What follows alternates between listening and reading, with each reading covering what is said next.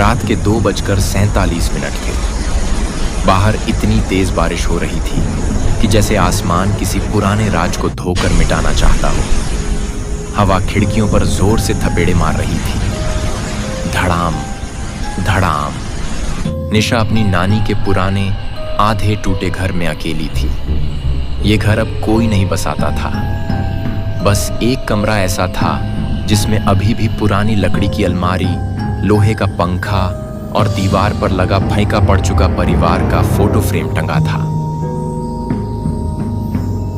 कमरे की लाइट कभी कभी झिलमिलाती और हर बार ऐसा लगता जैसे कोई चीज उसके ठीक पीछे खड़ी है। नानी की बात उसके कानों में गूंजती रहती, निशा, इस घर में रात को आईना मत देखना। ये घर रात में वो दिखाता है जिसे कोई नहीं देख सकता। निशा हंस देती थी। उसे लगता था नानी बस डराती है, पर आज कुछ अलग था। बारिश अचानक और तेज हो गई। कमरे की लाइट झपक झपक कर बुझ गई। पूरे घर में घुप अंधेरा छा गया।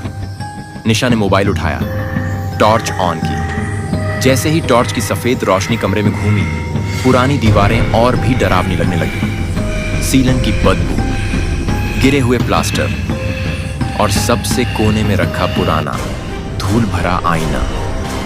वही आईना जिसे देखकर नानी हमेशा दरवाजा बंद कर देती थी। निशा टॉर्च उठाकर उसके पास पहुंची। उसने हाथ से थोड़ा धूल हटाई और फिर जैसे ही उसने आईने में देखा, उसकी रीढ़ की हड्डी जम गई। परछाई खड़ी थी, लेकिन कुछ गड़बड़ थी। आईने में उसकी परछाई तो थी, पर उसकी चेहरे की मुस्कान, वो मुस्कान निशा ने कभी अपने चेहरे पर नहीं देखी थी। एक खिंची हुई, ठंडी, बिना पलक झपकाए मुस्कान। निशा का दिल तेज धड़कने लगा।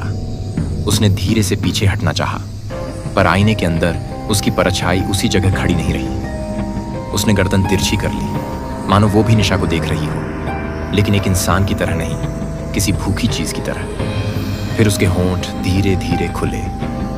आईने में मौजूद परछाई ने फुसफुसाकर कहा,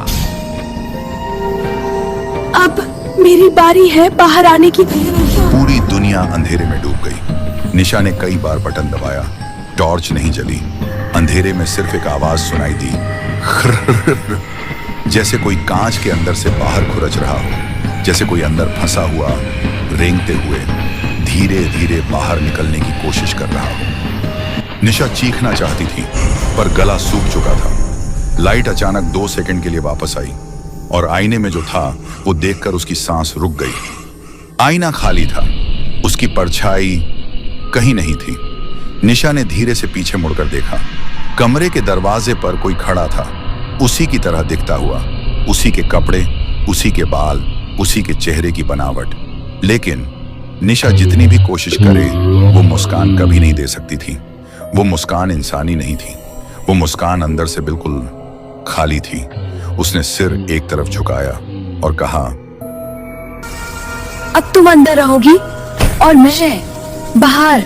अगले ही पल दरवाजा खुद ब खुद बंद हो गया और बाहर खड़ी वही दूसरी निशा घर की दहलीज पार कर अंधेरी बारिश में गायब हो गई।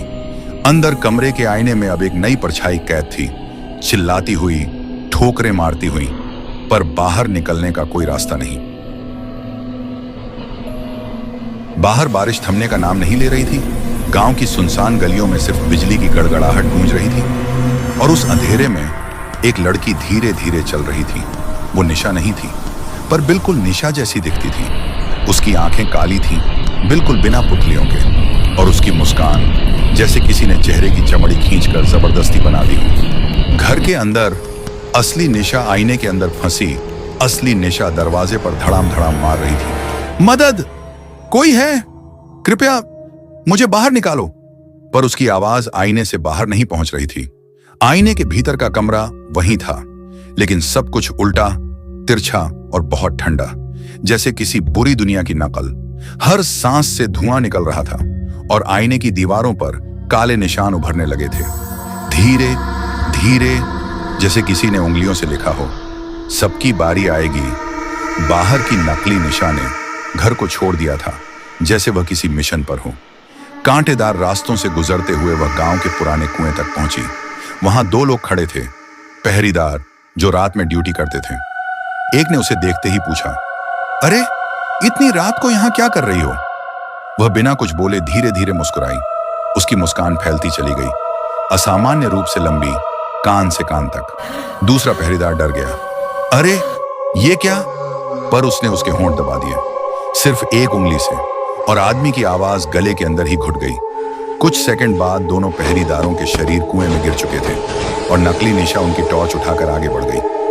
आईने के अंदर एक नई दहशत फंसी हुई निशा ने आईने के भीतर कमरे के कोने में हलचल देखी। उसे लगा शायद कोई और भी फंसा है। हाँ, हेलो, कौन है वहां? अंधेरे कोने में एक परछाई हिलने लगी, धीरे धीरे पास आती हुई। जब वो रोशनी में आई, निशा की सांस अटक गई। वह एक बूढ़ी औरत थी, धंसी हुई आंखें, फटे खून से सने कपड़े और काली जीभ बाहर निकली हुई।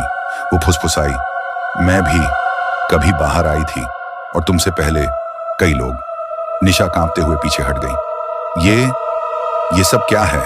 बूढ़ी औरत ने आईने की दीवार को छुआ और दीवार काली स्याही की तरह लहराने लगी।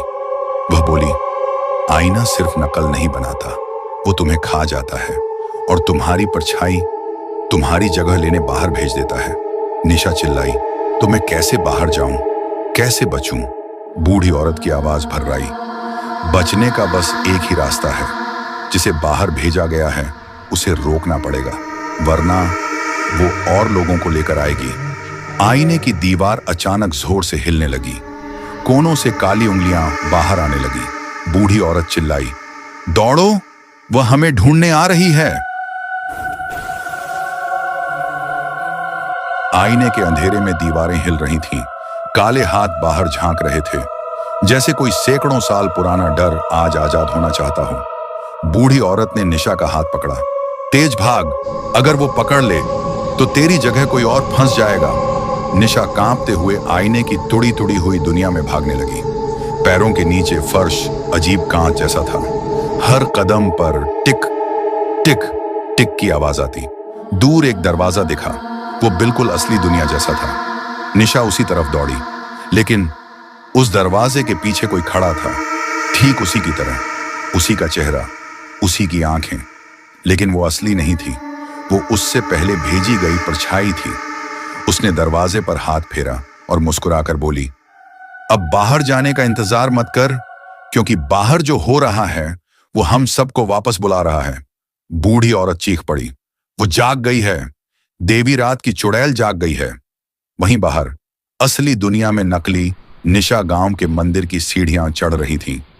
मंदिर सुनसान था, लेकिन अंदर हवन कुंड में पुराने बुझ चुके कोयले अपने आप लाल चमकने लगे। दीवारों पर टंगे घंटों ने अपने आप बजना शुरू कर दिया।